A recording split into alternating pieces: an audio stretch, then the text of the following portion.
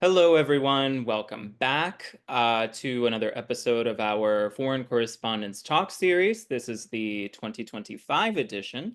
My name is Alan Herrera. I oversee the editorial operations for the Association of Foreign Press Correspondents. That is, of course, AFPC-USA.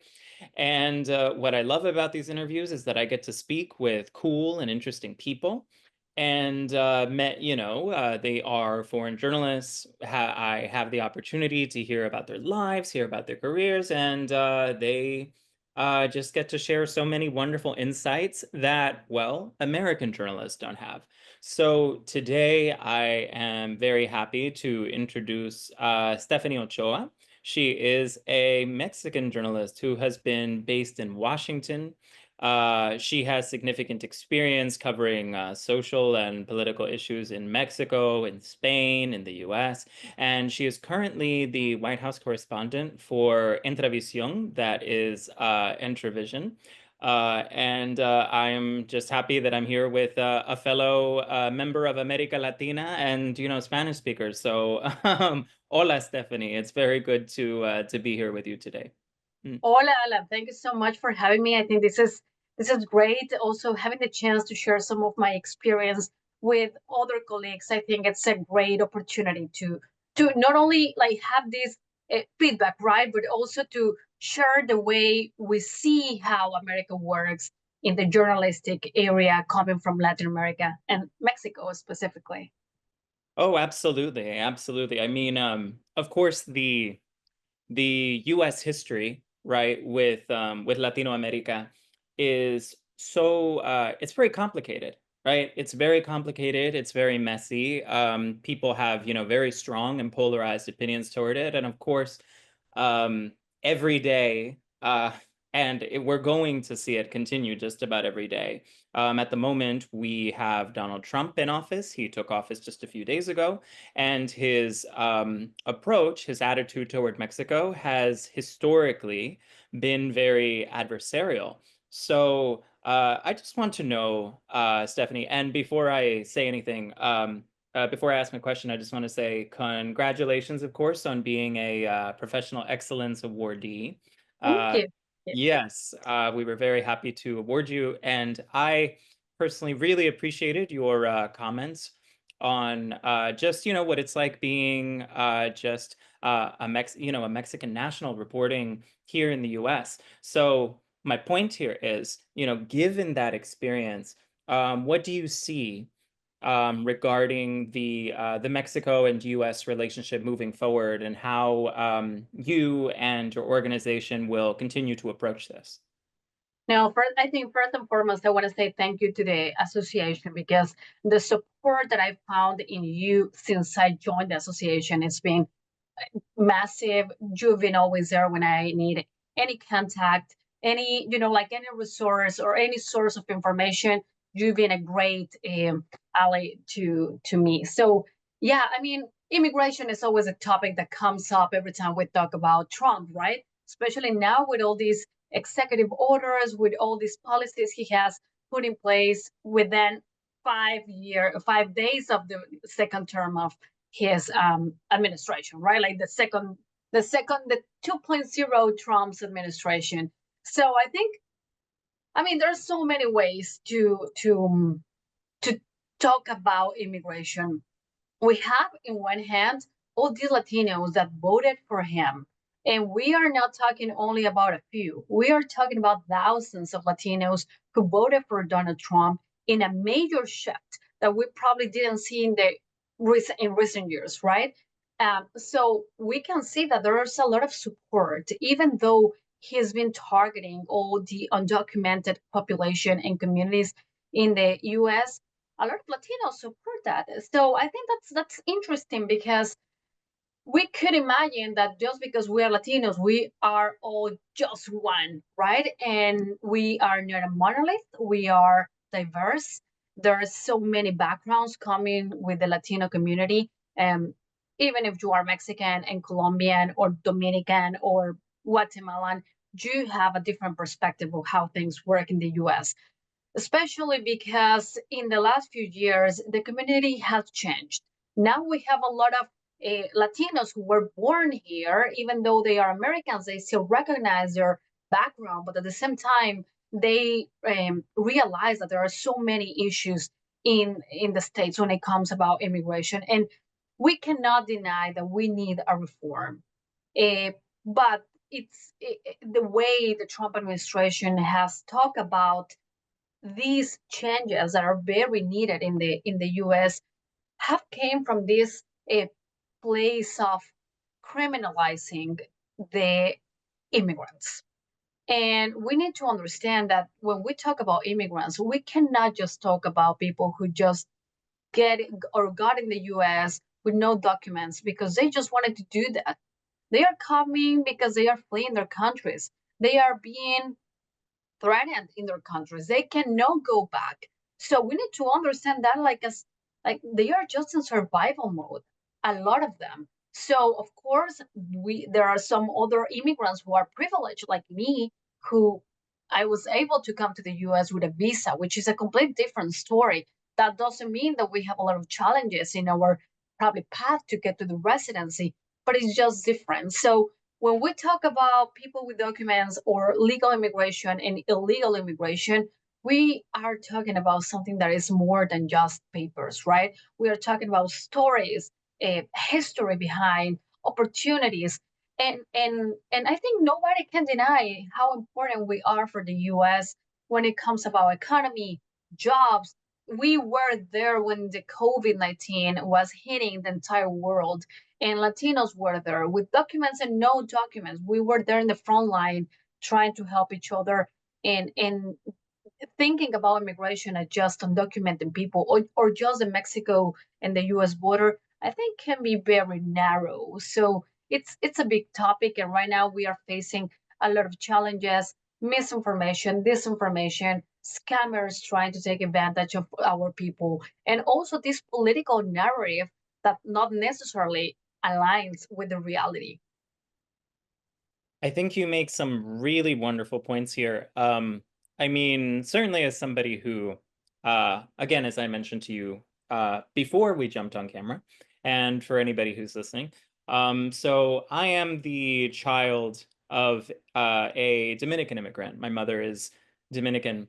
And one of the things that really surprises people when when I mention this is they assume, oh, yes, Latinos and immigration, just as you mentioned, right? There's this idea that, oh, okay, we're a monolith, right? We all view it this same way.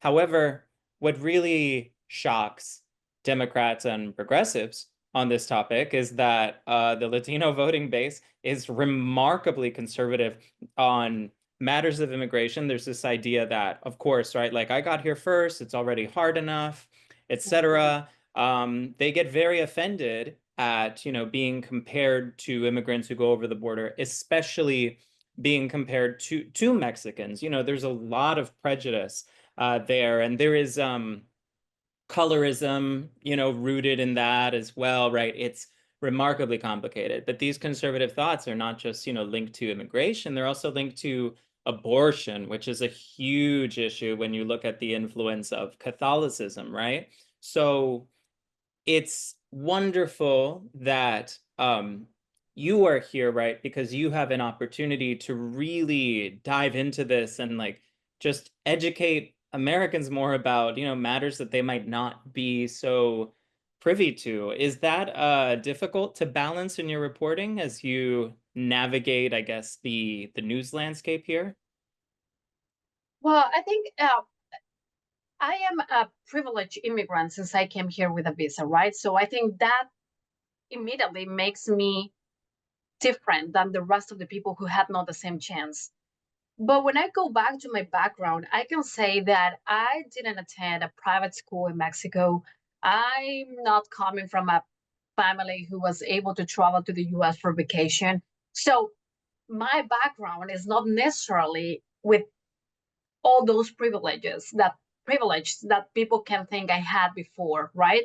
So in that way, and seeing all those realities that I've covered in many reports and many stories that I've covered, I can say that we need to be very careful every time we cover this because we even though we have lived like difficult things in life, we won't fully understand realities that we don't even imagine, right? When you go to the border and you talk to a mother who's coming with her two daughters and they are fleeing because she was raped and her daughters were, like maybe they suffer violence in a very like critical way. Maybe I cannot understand that because I didn't have that experience. So it's we need to be very careful. We need to have a lot of empathy. We need to stop before we jump into a coverage uh, when it comes about undocumented people, because we don't know what's coming in their baggage, right? So of course there's been moments in my professional experience when I've been like, oh, Stephanie, you probably just should have not asked that, because that sounds like you are probably like being maybe disrespectful with some people. Not because I was doing that intentionally, but when you don't have this full image or this full picture of their experiences, of their background, you can sometimes uh, maybe get in this vulnerable situation when you have to be, it's like walking an eggshell, like you need to be very careful. And but I think I've learned a lot in this past 5 years. I'm about to turn my fifth year living in the US, and I think I'm understanding better the way it works in the Latino community. I wasn't raised in a border community or in a border city, so it was kind of shocking for me to learn and get to know all that experiences people have when they live in the border. I'm coming from Mexico City when I never thought about coming to the US. In Mexico City, since we are pretty far from the US, when you think about going to another country to start working, probably that Europe was the first continent that came up in my Mm. mind, not the US. So jumping into the US, I wasn't expecting this change of life. When I moved here, was completely like shocking. I got here in the middle of the pandemic, so it was a lot. So I think it's very challenging, and of course, I think I've shaped the way I see immigration now. But still, I think I am learning every single day, especially now when we are seeing uh, all these executive orders, all these stories about people literally like avoiding schools or avoiding going to church because they don't know what's going to happen. I can tell them, you're going to be fine. You just need to know your rights. You just need to watch the news. But it could be very, I can lie to myself if I think that people will be in the news every single day watching what is happening. And I would be wrong if I think that they will probably go and talk to a lawyer immediately, because no, that's not the real life for a lot of people. They are focused on working 2 or 3 shifts every day, but they don't even have time to do that. So we are carrying a very big responsibility as reporters right now. That is an excellent point because in this environment, right? Like on the subject of those executive orders, they really, what's the word here? They underscore just how much more important it is to not just be factual, right? And in reporting, right? Of course, accuracy is so important, but being sensitive and understanding and being good listeners and yes, right? Like putting privilege aside, right, and just letting these people have the floor.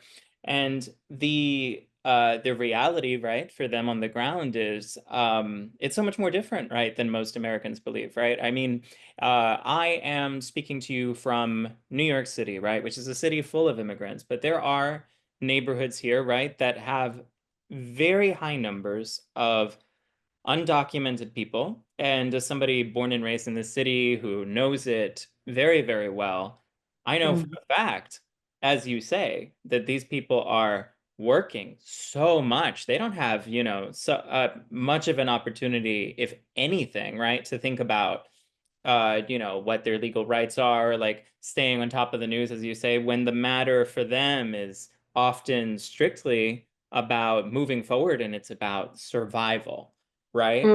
Yeah, it is about survival. And what is it, I suppose, that amidst all of this, what is it that you would like Americans, or the government really, right? What is it that you would like them to understand about perhaps not just this issue, but about Mexican politics and Mexican culture in general, since so much of this is intertwined. Yeah. Yes, I think when we go back on history, we can see how these flows of immigration have changed in the past years.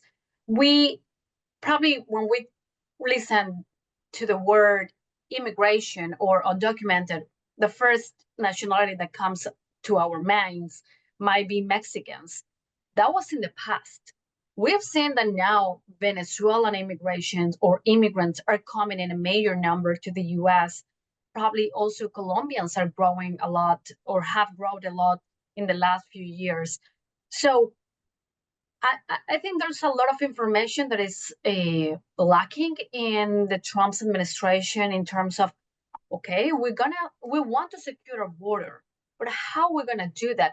If we just think about executive orders to control it right now, we will never stop this because the reasons of immigration are coming from a more uh, deep space, right?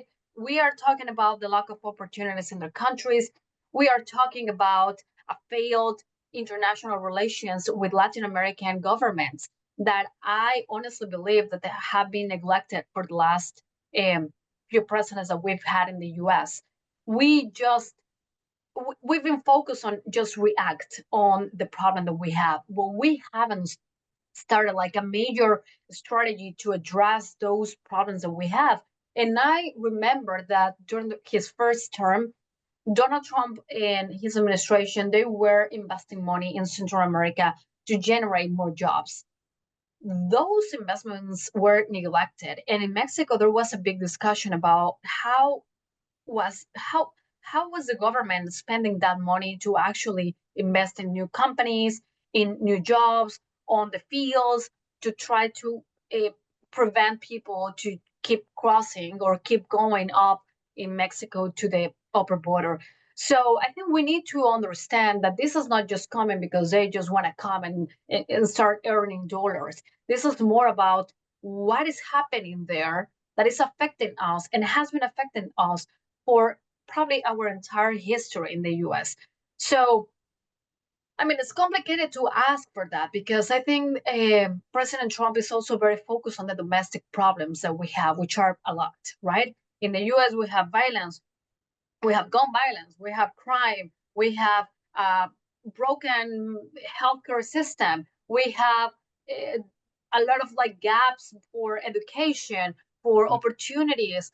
So there's so much going on in the US in the domestic space that probably is a lot to think that they will take the time to think about Latin America, their needs, and how can they actually make this union or more, I mean, a closer relationship with the governments that actually brings different perspective of what we need to do. I think he had a call yesterday with El Salvador's President Nayib Bukele. Uh, we don't have a lot of details about what they talk about, but what I can tell you is that every time that Donald Trump has a conversation with any of our presidents, immigration is the first topic, but not about how we're going to address the reasons why we have all these people coming up. It's a more about like how many would you accept back? Because we just want to send them back, and we are not focusing on other, which I think is are more important. It's a more important focus on the immigration problem. Mhm. You have a very it's clear to me, right, that you have just an intimate, sorry, understanding of this issue, right, given the work, right, the work that you do and the time that you've spent really exploring it and just getting an idea of certainly the domestic point of view, right, from President Trump, from his administration, from the average American, and certainly, of course, there's the international element that that dimension. But I'm curious, given, of course, your very clear passion, right, for diving into these issues, what is it then, let's say, let's go back, like early on, when you realized, oh, I want to be a journalist, right? When did you realize that you had a passion, right, or a desire to explore these social issues and get into them more in depth? Well, you know what? I think I always knew that I wanted to be a reporter. Probably I wasn't like very clear in my mind about journalist, right? But my grandfather had a local magazine in Mexico City, so I was very inspired by him when I saw him. He was more doing like an activist work, but still I loved it. I loved seeing him going out on the streets and like being very mad about the company just getting rid of all the trees that were in front of our house. And I became like very passionate about raising my voice for topics that were happening in my neighborhood. So I love the way he did it. I saw him literally like crafting the magazine in one of the studios he had in the home where we used to live in, and I loved it. So he gave me, or I was given by him, my first camera and my first voice recorder.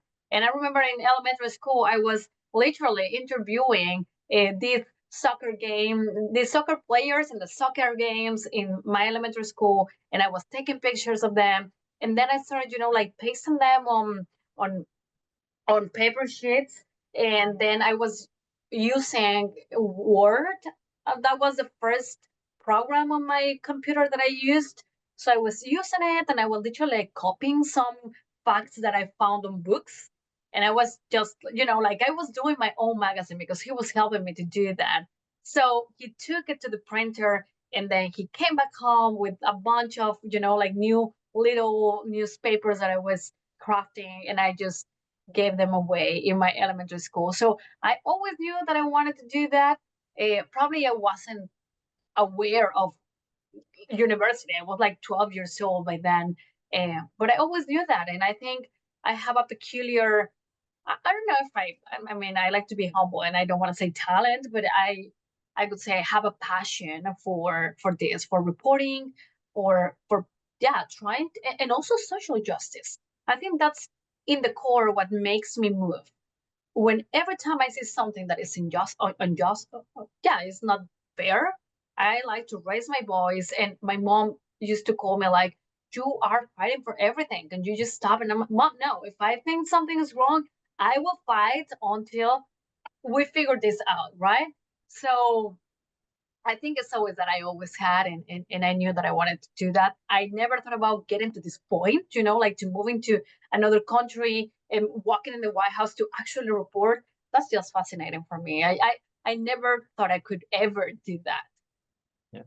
I think that's fascinating. And it's also, I mean, it's very relatable as somebody who, I mean, look, I mean, I'm talking to you and I work for a press freedom organization that I'm a founding board member of, right? And as somebody who is, the child of an immigrant who was raised, in an immigrant community. I mean, Spanish is, of course, like that's my first language. But because of this environment, right? My grandmother lived in a Section 8 apartment, for example. We were very much working class, right? Very much working class. I didn't have access, right, to the best schooling, the best education, none of that. But like you, I understood from an early age that I had a passion, right, for social justice, right? And there's something that I feel like that's something that we develop when we grow up, I suppose, right? A little bit more, when we grow up outside, right? Like outside in the sense that like we don't have the same privileges, we don't have the same access, right? As a certain very small, right? Like group of people, right? And And and I think Washington is, I mean, also New York, but Washington is a very peculiar city because from all those privileged people living in the US, living in Washington is probably a bigger privilege because the people who live here have a very high profile profession or job, or, like, if you come here to study, probably you're coming to study in American University or Georgetown, which are part of the top universities in the country. And if you are working in Washington, probably you have something related to diplomatic, to a big organization. So I think DC has also the privilege from the privilege, right? And I think that was kind of shocking for me. I mean, when you are a journalist, it was very funny to think about that when I was in Mexico, because probably I woke up and I ate a tamal in the corner for breakfast. And then I went to the National Palace to cover the president. And then I came back home in the metro or the subway. So you are experiencing all the realities in just one day, from the working class, from all these people who are in the National Palace with the President of Mexico. And it's very, I mean, when you think about that, it becomes like the normality for us. But when you think about it, it's very interesting how it works. And in DC, as I told you, I didn't study it in private school. I had the chance to go to private school from first to fifth grade. In Mexico, it's different the way we structure school grades. But I was just like 5 years in private school when I was little, and probably I learned the base of English language. But since I was in Mexico City, I never had the necessity, or I never needed to speak English. So when I got this opportunity to come to DC, it was a matter of just 1 month. They called me. I just made out like a few fake reports just to be, like that was the audition. And then they say, okay, good, we want you in a month. And I'm like, oh my God, in a month. And when I got here, and I think I said that when I got the award, and then at the end of the speech, I was like, okay, I think I got very emotional. I should have not said this. But when I got here, I didn't speak English at all. At all. It was shocking for me because I was like, okay, I'm going to start working and walking in the White House, and I can barely communicate. It was hard to go to the groceries. It was just me and my shade and my shadow. In Washington, I had no friends here, no family here. The first day that I stepped in Washington D.C. was the first day that I knew the city. I hadn't come here before, so everything was new, and my English can be very broken still. But this is what I've learned in basically 4 years, because the COVID year didn't actually count it, because I didn't have any chance to interact with people. I didn't have I couldn't make more friends, so it was very hard for me. And I think sometimes we romanticize this job a lot, right? And when I go to these events and I listen to all these journalists talking about how they went, uh, like covering stories around the world, and they spoke Arab and then Spanish and then Chinese, and then, oh my God, I was like, these people is just too much for me. Like, I kind of feel, do I actually belong here? Like, when I Mm. listen to all those stories with these amazing profiles, I'm like, okay, so what can I tell you? I didn't speak English when I came here. I never visited Washington before. So I can say that I've learned a lot, but again, probably the experience that I have in Mexico as a journalist, even though I cannot translate it literally in English, and sometimes I feel like I'm smarter in Spanish. Um, I can say that it's worth it, and I had the chance to experience being a journalist in one of the most dangerous countries in the world, who actually taught me how to be brave when it was the moment to cover something like hard. It Because when I see all these journalists cover the war in Ukraine or in Afghanistan, I really look up to them. But at the same time, I'm like, but we are covering kind of the same in Mexico. The difference is that the eyes are not in any of those states in Mexico, when you will find five bodies outside your house in the morning, and then you cross the street and there's a shooting right there in front, and people live under terror. And we don't assume that we are war reports or reporters because we don't call them a war. That's the only difference. But what we are living in Mexico, in one of the most dangerous countries to be a journalist in, is probably as tough as going to Afghanistan sometimes because we just don't have, and also you cover in Mexico with no security. The first time that I was covering a protest in the US, and my company by the time assigned two bodyguards to cover me and be protecting me, I was like, oh my God, I have never had this. In Mexico, you literally go into the war in Jalisco, in Tamaulipas, and there's nobody taking care of you. It's just a different reality. And I think I really appreciate it now because what I'm doing now has nothing to it's not comparable to what I did in Mexico, right? I think everything that you're saying, and I mean, for one, it's eye-opening to hear it anyway, right? To hear from somebody who has been there on the ground and has witnessed this stuff themselves. But I think what I'm really getting, right, from everything that you're saying right now is just the there's such an inherent value, right, in resilience, right? Foreign correspondents are very resilient people. I mean, it's abundantly clear to me. I mean, look, right, like you, fifth year in the country, and like you've been chugging along and learning English and everything, right? But it's about resilience, but it's also about how journalists need to maintain in order, like, for anything, right? But like certainly to embark, on, let's say, right, an extreme example, do something like what you described. Um, you need a healthy and continuous degree of curiosity, right? You Mhm. need to be a curious person. And would you say,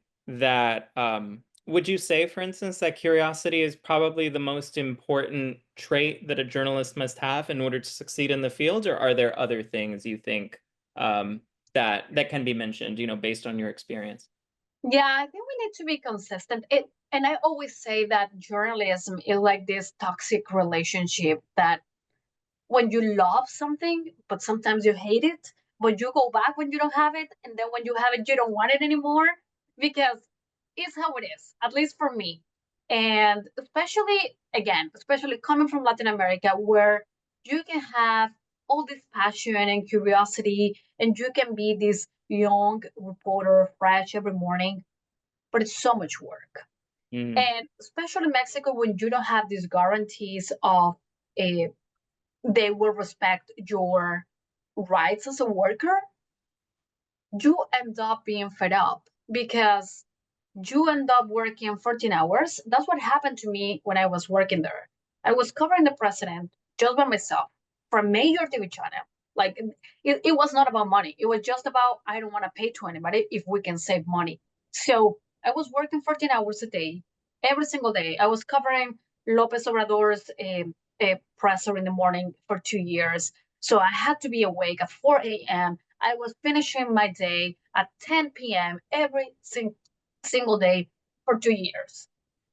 There was a moment when I was like, I can have all this passion about my career, about my job. I am curious, but this is not sustainable. Like there was a moment when I decided to just quit, and then this opportunity came.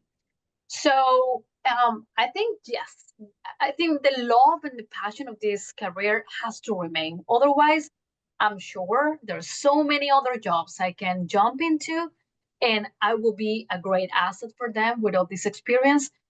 But I think if journalists do what we do, is because we love it, and especially because even in Mexico or in Latin America, but also in the US, we have a lot of disadvantages with when we compare the benefits an American journalist has in Latin American.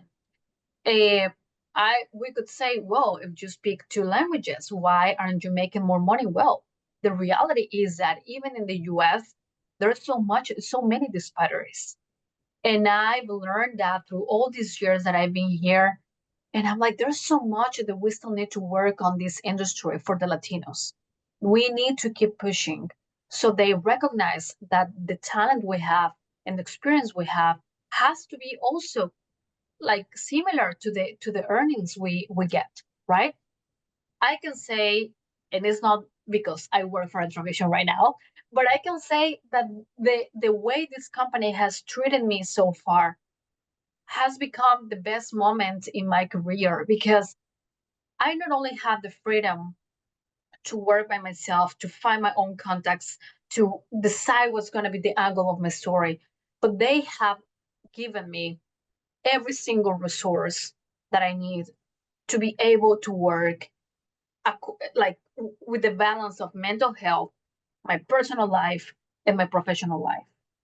And when you have that trifecta, I think you are completely happy in what you're doing. And that's very hard to find, especially now with social media, that every single company is asking you to do social media, but TV, but online stories is just a lot. So I think there's so much that we still have to do in this industry. I am so happy that there are a lot of organizations supporting us, and a lot of journalists also that are raising their voice and saying, okay, we have so much talent, but this has to be aligned with the salaries we're getting, the benefits we're getting, and also a safe environment for us. I really love that. I think that, on one hand, right, over the course of this interview, we've discussed some very sensitive topics, right? And we've spoken about your experience, but I think you really touch upon the importance of how important it is for companies to foster and to cultivate a culture that is sustainable and is appreciative, right, of the work that journalists do, especially right when journalists are so stretched thin, right, Mhm. by all of the responsibilities that are expected of them. But it is very apparent to me that you are, a model, right, of resilience, right, and of determination. And I'm so glad that that I've had this opportunity to speak with you. And I think that you've taught me not just about yourself, but certainly about the the passions and also the problems, right, that can exist in Mexico and the environments, right, that we grow up in. But here you are. And I hope that all of the foreign correspondents or whoever else is listening to us today, I hope that they've taken much away from what you're saying. So thank you, Stephanie. I really appreciate it. Again, right? Oportunidades aquí con mi gente, speaking with my people. So thank you. No, thank you. Thank you for having me. Muchas gracias por invitarme. I think that's great to have the opportunity to share this with some other colleagues, and probably some of them will also like, yeah, they will feel, like some kind of empathy and on what I am sharing with them, and especially because everybody has a different background, and I think it's always interesting to learn from each other.